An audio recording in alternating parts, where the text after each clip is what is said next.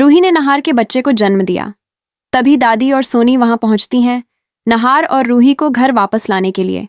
लेकिन हालात पहले जैसे नहीं थे। नहार और रूही अब मजबूत हो चुके थे और दोनों ने दादी सोनी के खिलाफ बड़ा कदम उठाया। दोस्तों, रूही प्रेग्नेंट है और नहार रूही जल्द ही माता पिता बनने वाले हैं। जब उन्होंने अपने छोटे से घर में नई जिंदगी शुरू की थी तो उनकी राह में कई मुश्किलें आईं। कभी पैसों की तंगी, कभी समाज की बातें, कभी परिवार की साजिशें। लेकिन दोनों ने हर मुसीबत का सामना एक दूसरे का साथ देकर किया। डॉक्टरों ने कह दिया था कि रूही कभी मां नहीं बन सकती। यह सुनकर दादी ने ताने दिए और सोनी ने उसे अशुभ तक कह दिया।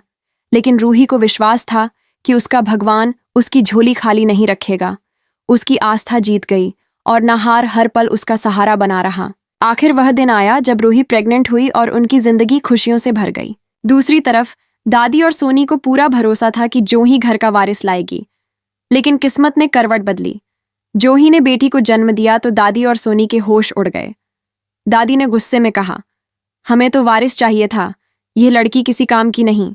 सोनी ने डरते हुए कहा, अगर हमने जोही और बच्ची को निकाला तो सुमेर भी नहार की तरह हमें छोड़ देगा।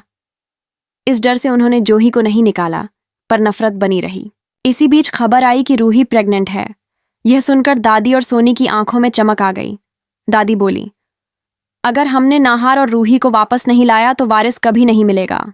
दोनों चालाकी से नहार रूही का पता लगाकर अचानक उनके घर पहुंच गईं। उस समय नहार ऑफिस में था और रूही अकेली। दादी और सोनी को देखकर रूही चौंकी, पर संस्कारों के चलते उनके पैर छुए। दादी मीठे स्वर में बोली, रूही, मुझे माफ कर दो। मैंने बहुत गलतियां की, लेकिन अब चाहती हूं कि तुम और नहार घर लौट आओ। रूही सोच में पड़ गई। क्या दादी सचमुच बदल गई हैं या यह कोई चाल है? उसने कहा, दादी, आपकी बातें अच्छी लगती हैं, लेकिन यह सब मेरे बच्चे के लिए है। आप मुझे दिल से स्वीकार नहीं कर सकती।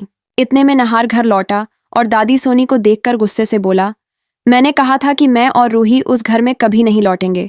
हम यहाँ खुश हैं और हमें आपकी झूठी मोहब्बत नहीं चाहिए।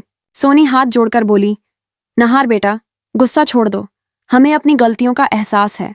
नहार ने सख्त आवाज में कहा, एहसास तब होना चाहिए था जब आपने रूही को घर से निकाला था। अब जब वह मां बनने वाली है तो आप वारिस के लालच में हमें बुला रही हैं।